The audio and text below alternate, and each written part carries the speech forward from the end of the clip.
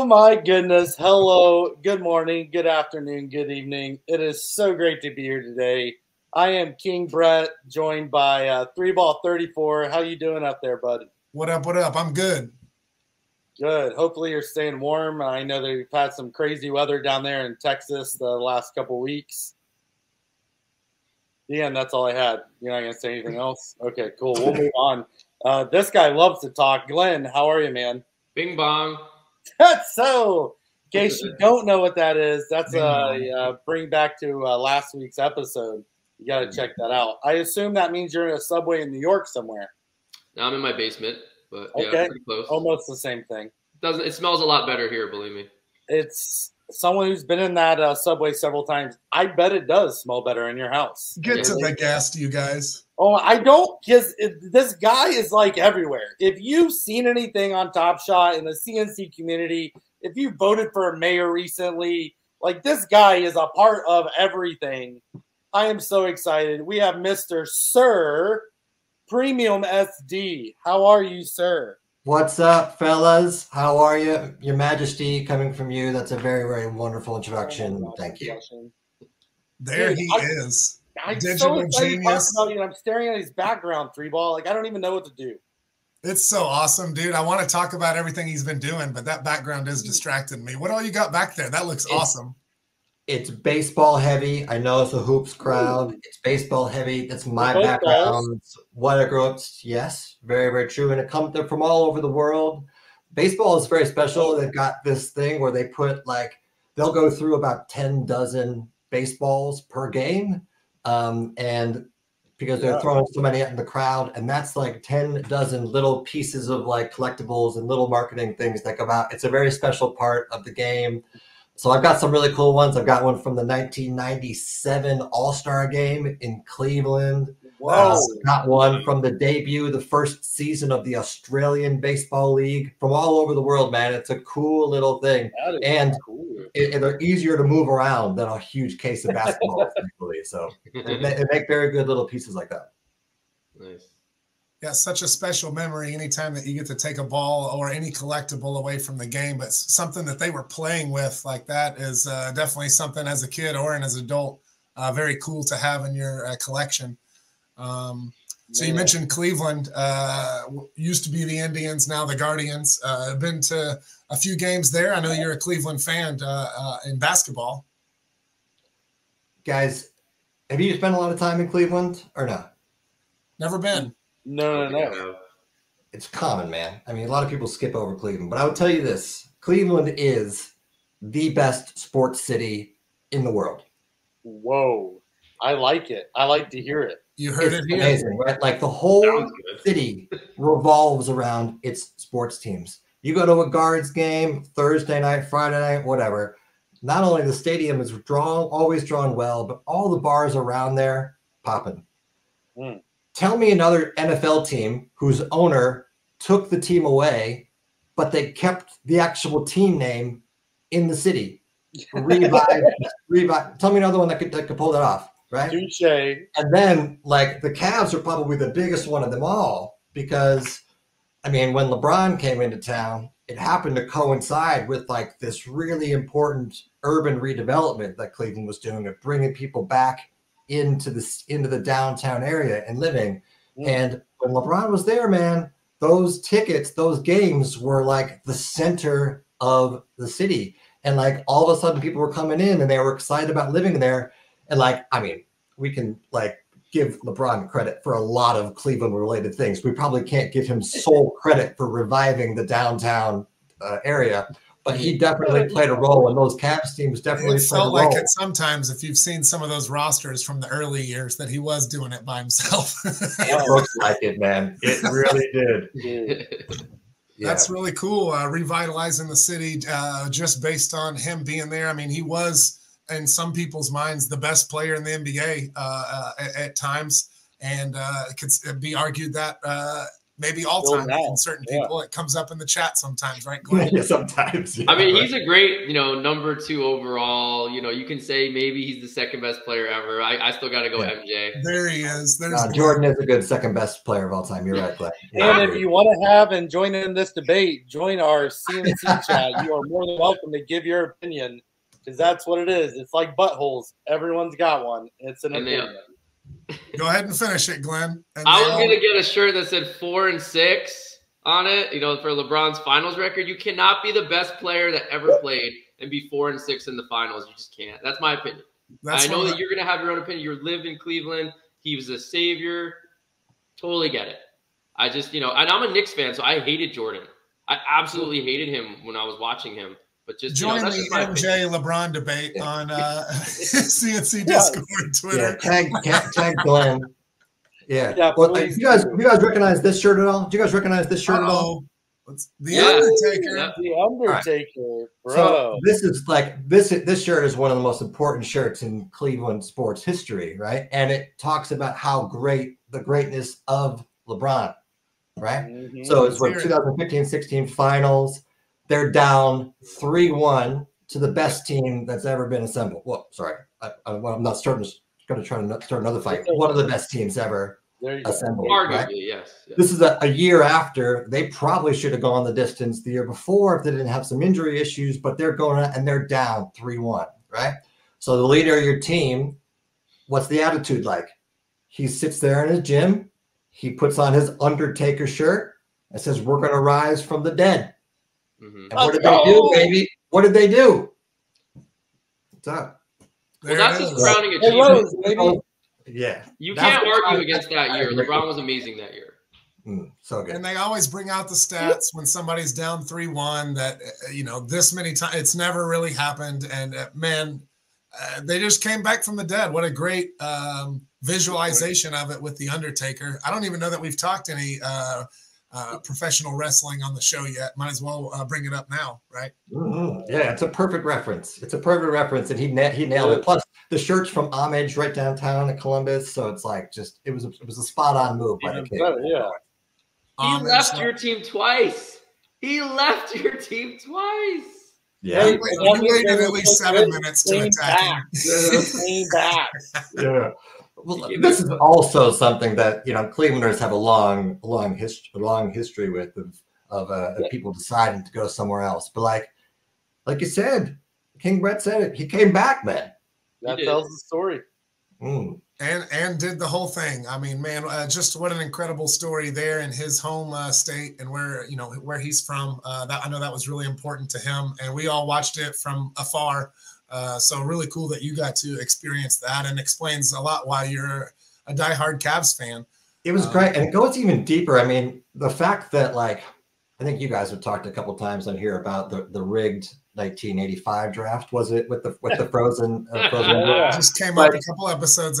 Listen, I don't know. I'm not throwing any conspiracy theories out there, but the fact that he came to Cleveland in the first place was just an absolute miracle. I mean, this guy was already the biggest star in town, even before he made it to the NBA. So in 2002, it was December of 2002, he was playing high school at St. Vincent St. Mary's. I had a buddy that went to high school at St. Vincent St. Mary's. Wow. You couldn't get a ticket to their games.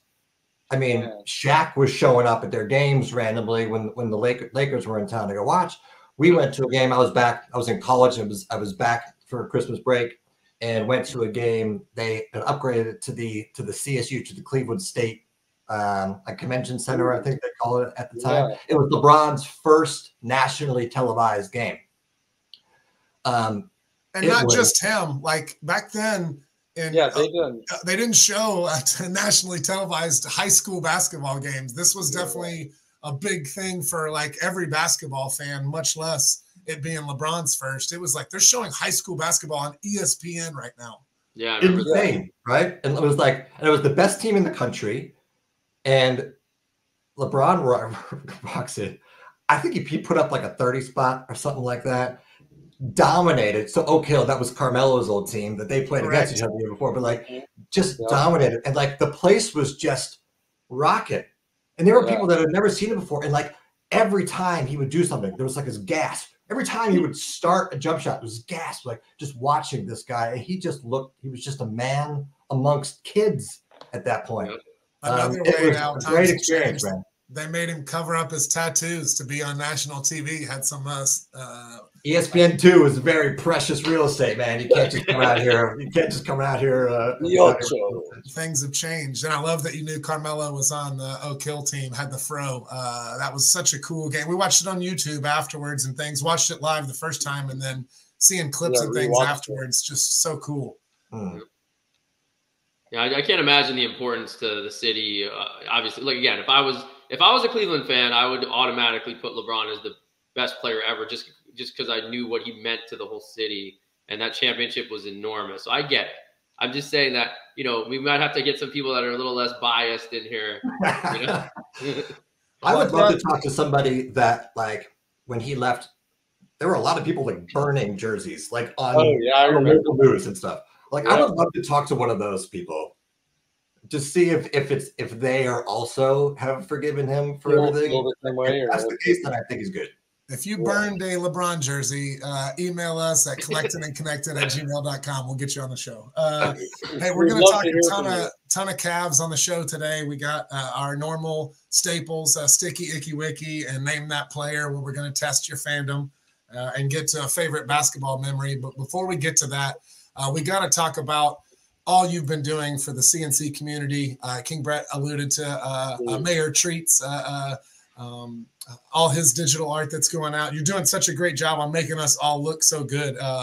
Talk to us a little bit about where those skills come from, things that you've been doing for the community. And then I think we got some alpha that just dropped last week. So I'd love to talk about that with you. Yeah, great. So this is my background's in marketing. I've been in sales and marketing most of my life. I moved out to Australia about 10 years ago to work with baseball, to start up the Australian Baseball League. And the Australian Baseball League, again, my background is in marketing and sales. The Australian Baseball League is like, picture like the minorest of the minor leagues. And that's pretty much like the Australian Baseball League. We worked on some really cool projects, like the Major League Baseball had the opening series in 2014 where the Dodgers and the Diamondbacks came and played.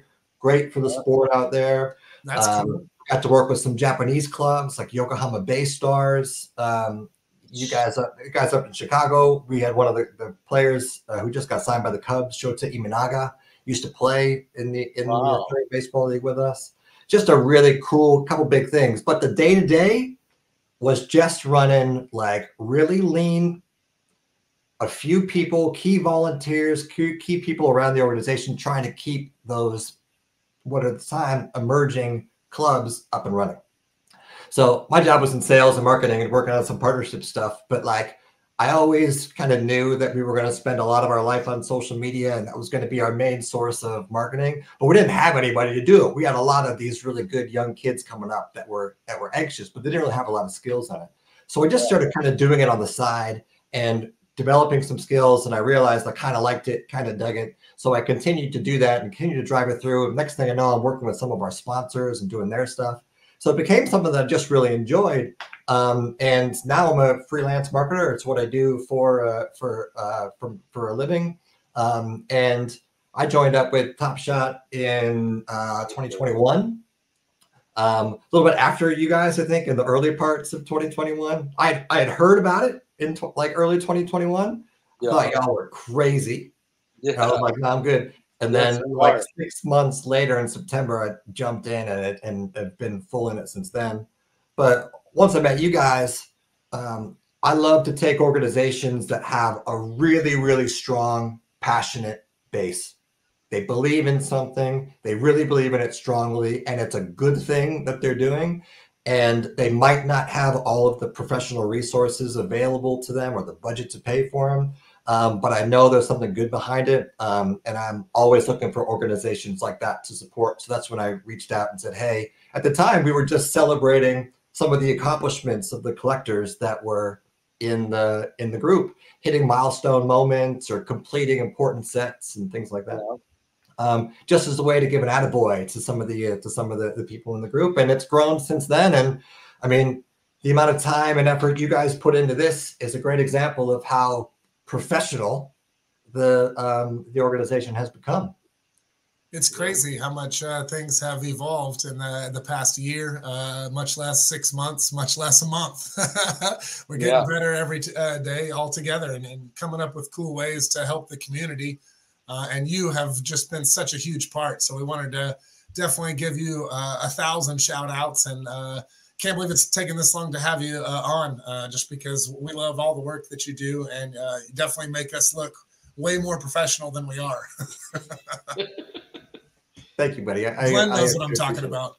I appreciate it. We are not professional, but you. Glenn's still thinking about the Michael Jordan conversation, so he's still stewing. Yeah, for sure. I'm not doing. No, again, like I totally get it. We're messing around. Dude's from Cleveland. What do you think? Of course, please, Glenn. It's okay. The savior of basketball for them. But premium is not underselling. I mean, that name is definitely it. You are putting out a premium product, and anybody that has a small business and needs somebody, that's the guy to go talk to, because he's making all of us look super sharp. And I love working with you as the group, for sure. Yeah. Thanks. Same with you guys. I wouldn't tell people to go spend money a lot of places, but if you need something done, go spend your money with this guy.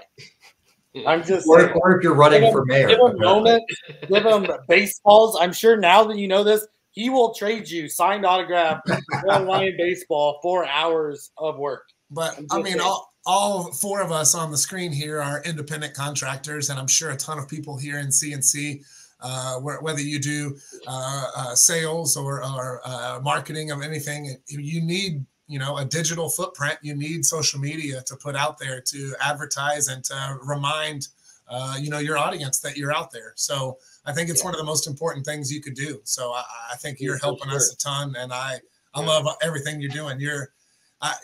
The passion you're describing from back in Australia and helping a team that isn't necessarily the biggest team or biggest league, but you picked up skills, you picked up connections, you picked up friends and things that you were doing, and learned to love what you were doing, and probably helped a lot of people out there the same that you're helping people now.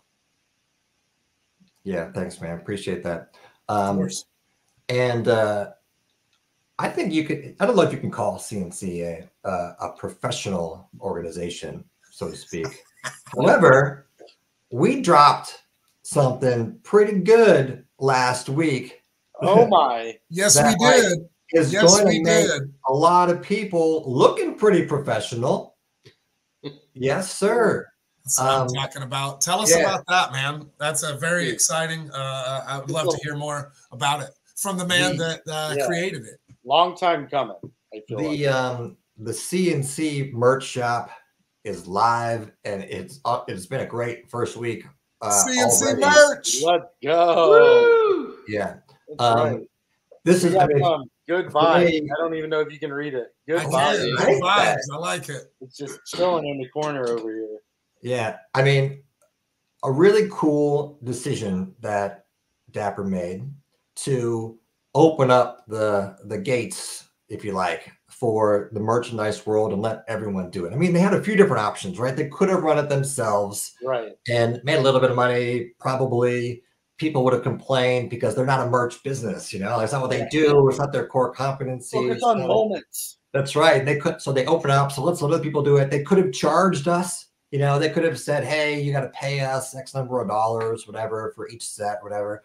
But they made a really cool decision to just open it up. You sign an agreement, which gives you some rights to things, and you can just let it happen. And as a result, the community is going to get a lot of really cool stuff. Yeah. There's going to be different views, different angles on things, so everyone can kind of get the taste of something that they like. It was a really cool decision. So from our standpoint, when we saw that, a cool opportunity for us to take our view on the Top Shot world and turn that into merchandise that people actually like to wear. And we've got some stuff. Our focus has always been on good designs and good quality stuff. Yeah. We don't really have enough time, and the community is too small to put out stuff that you regret buying right after you receive it in the mail. So that's our focus. And we've got some good CNC related stuff. We've got some cool Top Shot set art design stuff, which is just a real nice way of taking this digital stuff and making it in real life. It's so cool. And we've got a few team communities that are also joining up. The Mavericks. That's right, baby. Shout out. And hosting some merch on the site as well. So our vision for the site is to be a hub for team community, Top Shot set art, and good vibes CNC merch and everything there in between. That's so awesome, man. People love to rep their community as well as represent their collection. I think people like to show things off, and I think that that's a really creative way that Top Shot as well as us and CNC are enabling the collectors to do that. Yeah. I think Brett really wanted to know when there's going to be a CNC Speedo. Oh, gosh. I was hoping you were going to go queso with that, but you went Speedo, which is like literally the opposite end. Yeah, he was wanting a CNC Good Vibes crock pot. Whoa. So how can we find this new merch site that just dropped? Premium. Yep, hit the links are everywhere on social right now. There's also a link to it off of our site, collectinandconnectin.com. But hit up Twitter. That's going to be the hit up our X profile or on Discord, and you'll find the link that goes directly to the site there.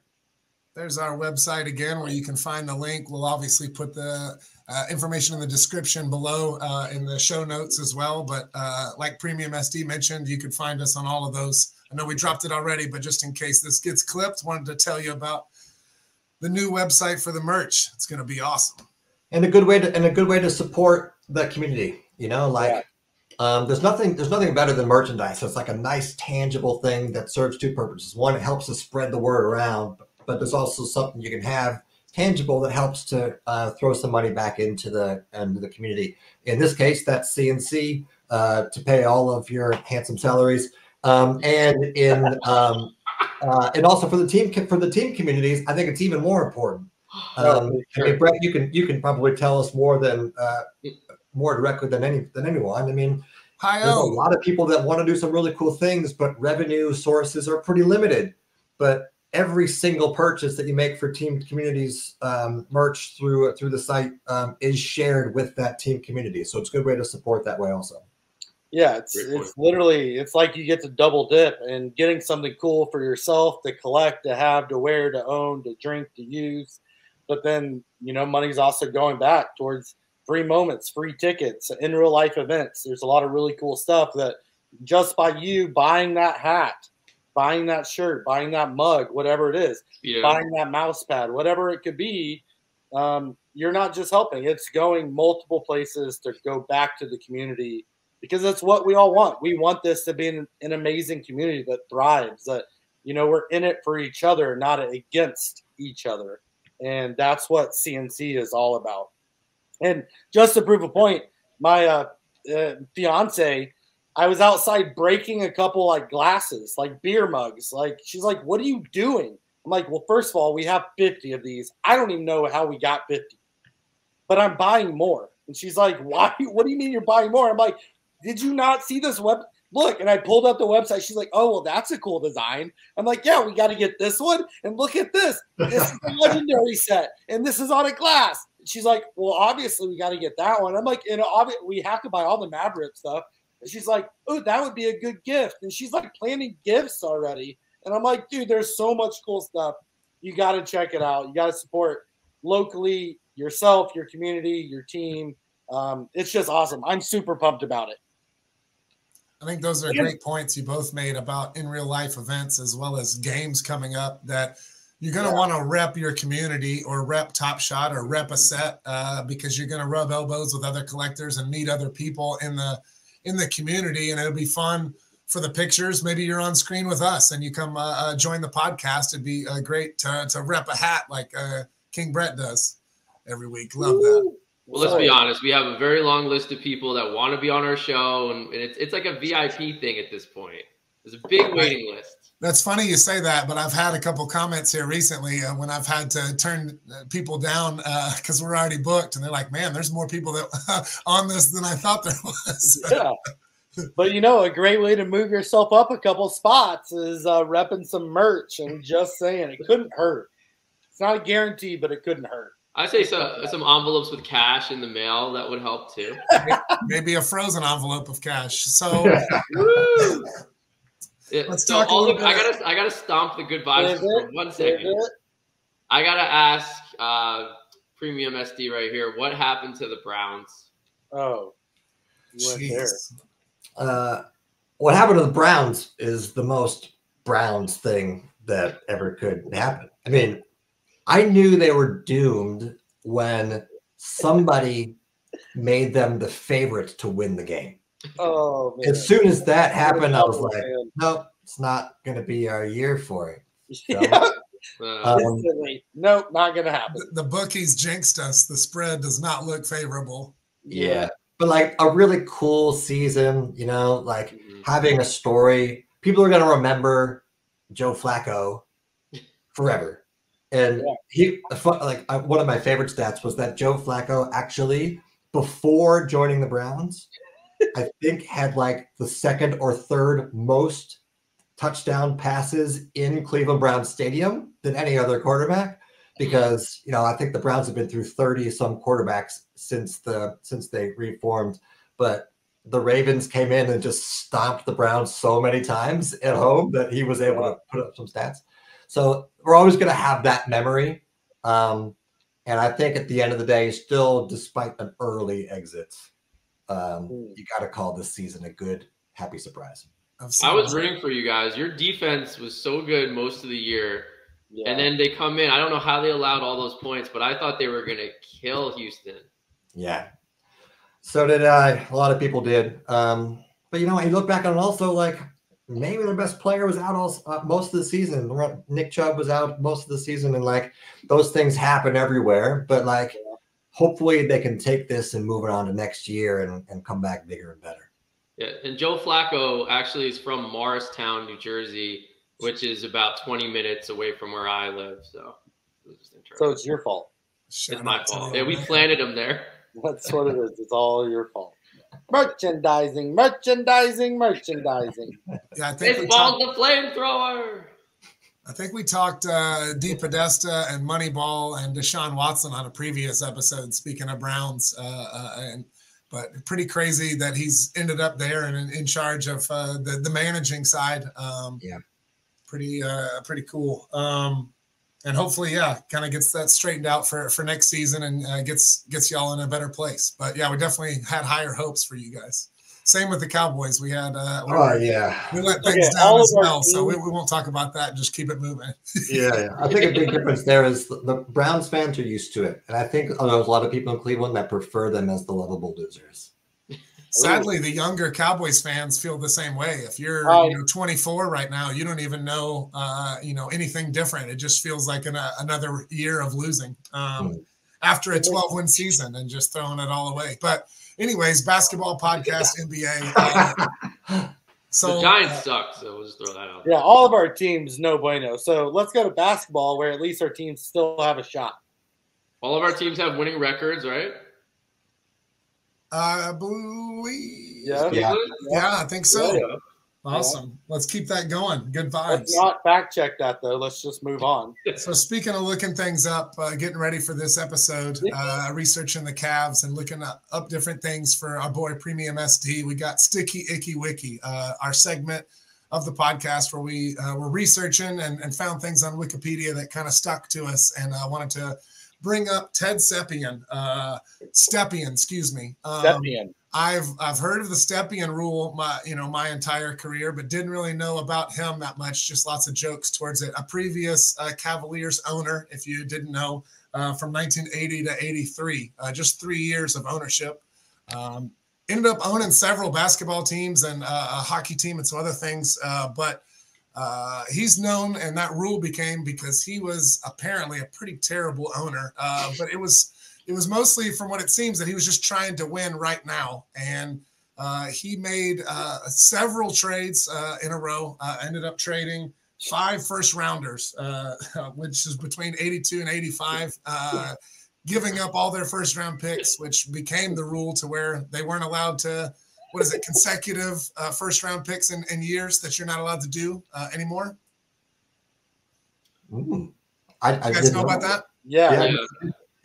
They Three limited weeks it. I heard, I didn't know that was the guy who caused it. I just know that they wanted teams to not be reckless with their futures and trade away like all their first round picks in a row. So I knew it because of that rule, because you can't do consecutive first round picks. But what I didn't know was that he also fired 5 head coaches and a play-by-play announcer. He was just burning and turning in those 3 years trying to make something happen. We're going to win right now.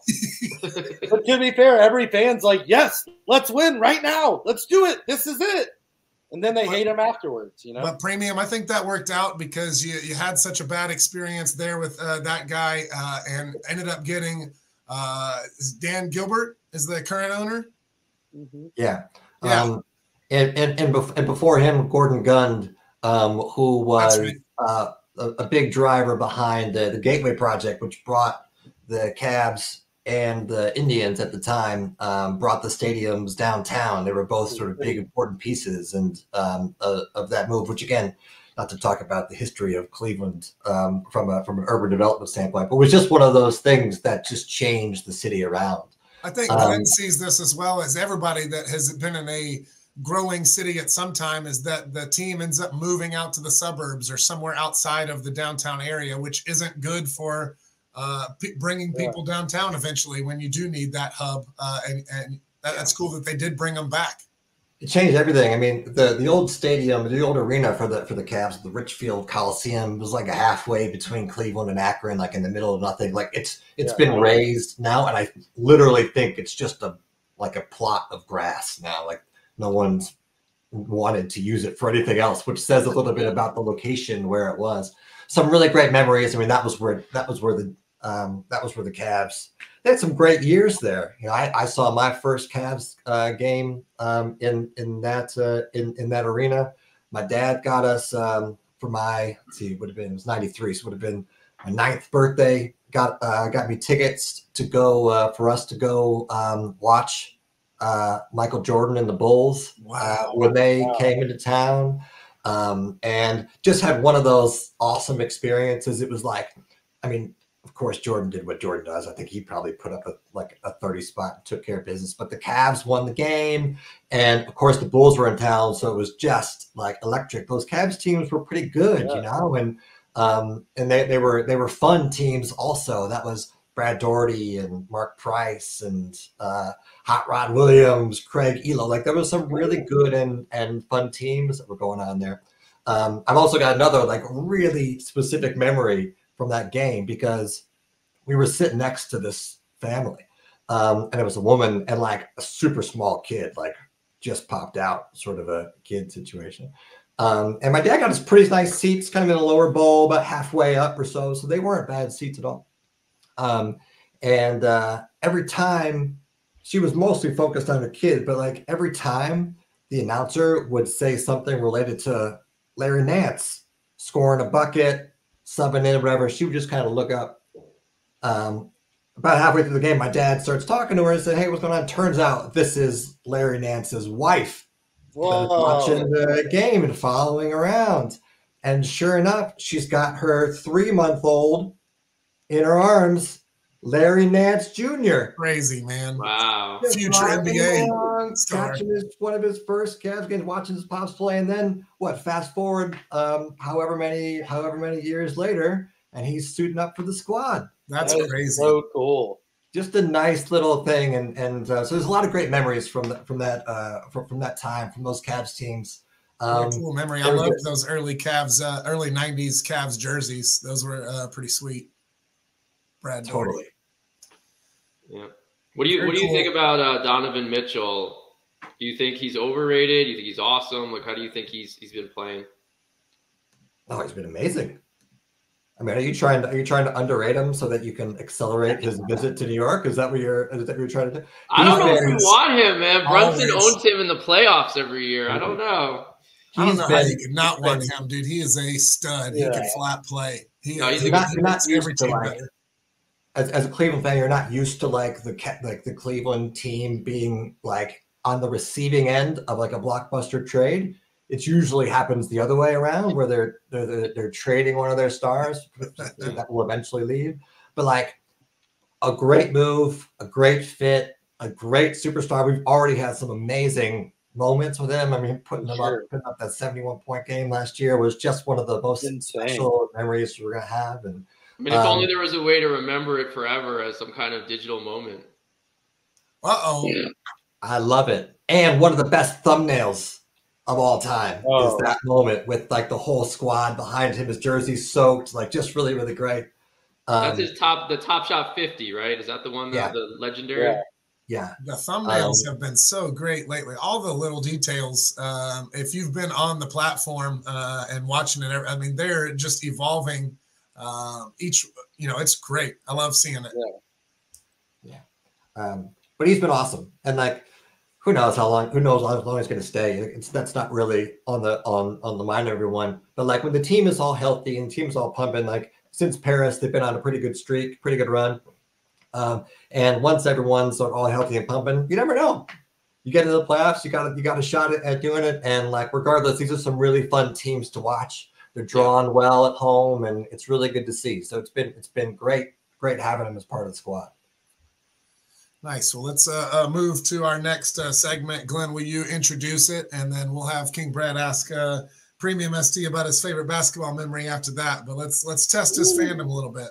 Yeah, so this is a segment where we went back and we found some Cleveland players from the past. It's called Name That Player, and we're going to see how well you do. If you don't get them all right, then you got to send us some free merch. Okay. Not sure that's how it works. But just immediately. Okay. SDA has got to approve that expense, but I'm down. Does it just looking at your own artwork right there? Just that you created that, looking fire, dude. I love it. It looks pretty good, man. Yeah, it looks pretty good. It suits him. I like it. Happy with it. You guys happy with it? I love it, man. I told you, you're making us look good. Good. All right, let's test that fandom with Name That Player. We'll get the first one out here. I think that you're going to be able to do this pretty easy, but we'll see. Yeah, I think I went fairly easy on you. I can't remember. Thank you. Exactly, but. Thank you. The first one's LeBron James. No. Yeah, Glenn likes this one a lot. Ooh. I mean, that hairstyle is not one of a kind, but close. Fantastic. Is that from those 2016, 2017 teams? Is that Iman Shumpert? Yes, sir. Yes, it is. Shumpert. I mean, the hair is unmistakable. I'll always remember him now.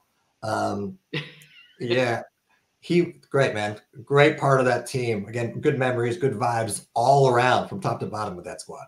He was a Knicks player originally too. They drafted him, and he was probably in the Knicks for about 3 or 4 years, I think, and then they traded him. That's why I knew you had the connection. I like seeing him on some podcasts and stuff here recently. I like to see him talking about playing with LeBron and different things with the Knicks for sure. Mm-hmm. Great job on the first one. Let's keep it moving. Yeah, they definitely get easier. I'm gonna get harder for me. Okay. I don't think I went that hard. Oh man, you got to be very careful putting this photo up around the streets of Cleveland. Is he disliked there? That's Carlos Boozer. Yeah. Boozer. Now it's been a minute, so I don't remember all of the exact aspects of his departure to Utah. Well, I'll take it down before we get any animosity from the I don't remember all the facts. Oh, was it like where he was supposed to? He verbally agreed to resign and then he bailed. Is that what it was? It was something along those lines, and left the team in a real bad spot. And it was one of those. I think it was one of those finals teams because he played with LeBron in one of the.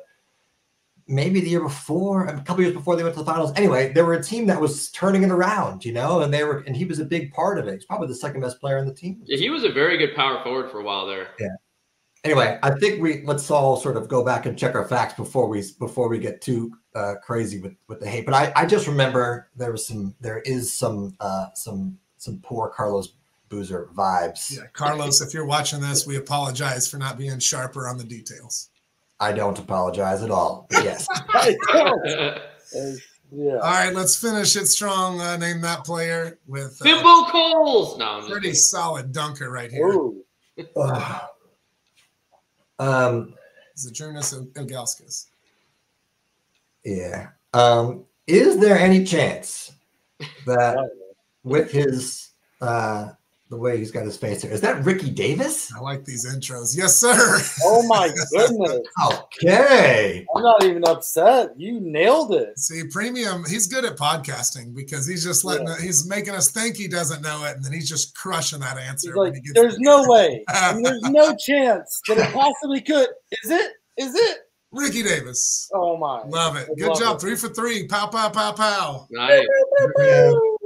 Yeah, Ricky Davis was super athletic, but he was a bit of a head case. Yeah. Was he the guy that purposely missed shots so he could try to get a triple-double and then they took it away? Yeah, I'm pretty sure it was a rebound off his own basket. Yeah. I think that's how that one went. If memory serves right, we'll go back and check the facts here, but I'm pretty sure that's how that one went. You'll still see it on the socials clipped up from time to time. He was there with LeBron too, right? In the early days. Yes. Yeah. You know, anytime they're wearing that jersey, the wine and gold, they changed the jersey. I think it was actually when LeBron, it was his first year. So like that would have been what? Oh God, I can't remember the exact. 03? Yeah, it would have been, yes, like 03. They changed to that color scheme and that style in that same year. So just like a turning of the page, you're like, so anytime you see that, it's going to be in the LeBron era, which is going to be a cool sort of thing looking back. That's a cool little tidbit just to know in general. They did this. I think they did the same thing from memory with the Cavs when they moved downtown. They moved to Gun Arena. They had the old sort of blue and white with the V in the net, and then they went into that super like Saved by the Bell style jersey. Sick First of all, Saved by the Bell. We're going to need to talk about that at some point because I'm not going to lie. I watched it. I even watched College Years. I even watched the Hawaii episodes. Hawaii episodes were great. You celebrate the entire catalog of Saved by the Bell. Well, whatever. I think at a certain age we all did. Dude, but Premium SD's memory is just insane. Like, he's pulling these facts and this stuff out of there. Like, your head. Sharp dude. Yes. I was also, you guys treated me very nicely by choosing some Cavs players during some pretty good teams that were watchable. There were probably a decade before that where the times were pretty dark. Yeah. Well, so let's not talk about the dark times. You already told us about meeting Larry Nance's family. Let's go back. What's another of your favorite basketball memories that you have? Maybe even from a kid playing, growing up, watching, going to games with people, whatever it is. But what sticks out in your head is something that you'll never forget when it comes to basketball. All right. One of my favorite memories. I played basketball in high school. That was as far as I went. And we had a couple of good teams, but like, you know, we were always just kind of okay. Grew up in the suburbs of Cleveland, pretty good conference, had some good players come through from time to time. But one of the best things that happened around that time was it was either run by the Cavs or someone kind of around. They held a bit of like a community-based tournament where they got to play some of the other teams around. And it was either the finals or it was some sort of special showcase throughout the thing. But we got to go to Gund Arena at the time and play another high school on the floor. That is cool. Wow. And it was like during the season, but I think it was like a Saturday morning or something. Because like I remember the cleaners were there. They were like cleaning the seats and the steps and stuff while we're there. So it was like really loud. Picking up popcorn. But like it was a legit game, and you got to see what it was like to actually get out there. So awesome. I was not a scorer. I was a rebounder, and that was my thing. But I remember picking up a couple of buckets there, and like I'll remember that forever. Dude, that's just insane. Cool that's so cool. Yeah, very, very cool. And you got some cool photos with like with your friends and teammates over there. Like my folks were there too. It was just a really nice, really good memory about like actually getting that, because I would have been probably 17 at the time, 16, 17. Yeah. And you get down there and actually get to experience that and get on the floor. That was pretty cool. Yeah. Just going when you're at a game or visiting and putting your feet on the floor is one thing, and that's a really cool feeling in itself. But to be suited up and be playing in that arena, I bet that is just a memory and a half for you. That's really cool. Because I bet you got to use like the locker rooms, right? Oh, no way. We changed to like the second row or something. Oh my God. And it was cold. It was cold. So we had our warm-up pants on and everything, and we were taking layup lines like they were everything. Like everything. It was the most important thing going on. When you're normally at the high school, it'd be jacking around and not really going that hard. But now that you're in the arena, we better go all the way to half court, full speed, right hand, left hand. ESPN's watching this. Come on, guys, let's go. That's right. I'm like looking around for like, where's ESPN2 cameras? They've got to be here somewhere. Like they got to be cameras. Well, to be fair, the Cleveland was probably doing open tryouts too because they're so bad. So easy, Eagles. There's Glenn. Shots fired.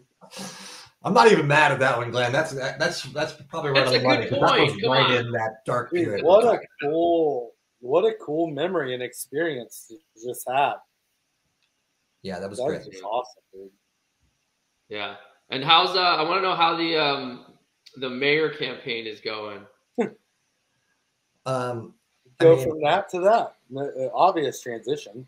You guys know Treaticus well enough. Who? You guys know him well enough to know that, like, if you are a citizen of Bryant, Arkansas, are you voting for anybody else? You Treat can't. yourself, man. Could you choose another person to be a more ideal fit for the mayor of this town that one day we will all visit and see? It has been really. This is my first political campaign that I've worked on, and you guys know again, Treat well enough to know what he's like, and working with him on this sort of really in this really close fashion. He's even better than you'd sort of expect when it comes to his leadership and able to have a vision for how he wants the campaign to look and feel. And he's also given me a chance to do my thing a little bit. So he's very good at setting the stage for what he wants to see, and then giving me a chance to have some fun here and there with how things look. But it's been great. It's been a lot of fun. I've got I'm hoping for the best. And again, I can't imagine anyone is going to walk into that ballot box, whether they see his billboards or his yard signs or his social campaign or not, and not want the one and only Treaticus as the mayor of Bryant. This podcast paid for by Treaticus 2024. We'll be right back after this ad for a treat. No, but I will say, if you live in Bryant, Arkansas, you should treat yourself to the right mayor. There it is. I mean, are there a lot of people that actually have internet there that they'll be seeing this? Wow. Shots fired again, That's Glenn. so ruthless. As someone who's been there, eaten at the restaurants there, talked to the local folk, we find that very offensive, Glenn. Yeah, if you guys don't Now know, you live New there York too? City is the center of the universe and everything runs through it. So That's right. You didn't have a queso up there, so stop talking. we've had several episodes in a row that have been about the Knicks. So Glenn's let it go to his head that New York is number one. So I'm glad we're shifting gears. I mean, I live in Jersey, but yeah, New York's pretty good too. Premium, man. Yeah, you've been crushing it with. You may have a new job description on your hands if Treat wins and becomes mayor, and now you may be a campaign guy from now on. You went out there running for office, keep premium in mind. That's it, man. That's it. It is. I've noticed it is a bit like sports, where the currency is confidence. The currency is integrity. Is knowing what you're all about. Know your strengths. Play your strengths. Be yourself. Do your thing. I think there's a lot of common threads there. It's been a fun sort of world to get to know, and really cool. Chris says it a lot. I mean, it's a great way to get involved. Find someone within your local community to get involved with. It's pretty cool. Yeah, his genuineness comes through when he's on screen, and for sure in person when we get to hang out with him. So it's definitely cool to see his serious and fun self come through in his videos running for mayor. So we're all hoping for the best and keeping our fingers crossed, but you're crushing it, making him look good, making us look good here at CNC, and making us look good with this episode, man. You've been fantastic and fun to hang out with. We appreciate you. Thank you guys so much for having a chat today. And I also just wanted to say thank you guys for the time and effort and thoughtfulness that you put into crafting these shows every week. Whether it's getting to do some research about your guests or finding random Cavs players from 2012, 13 and downloading their photos to put them in. You guys do really great work, and I enjoy watching and listening every week. So thanks for all the time you put into making this happen. Thank you. That's very nice of you. Thank you very much. We're having fun together.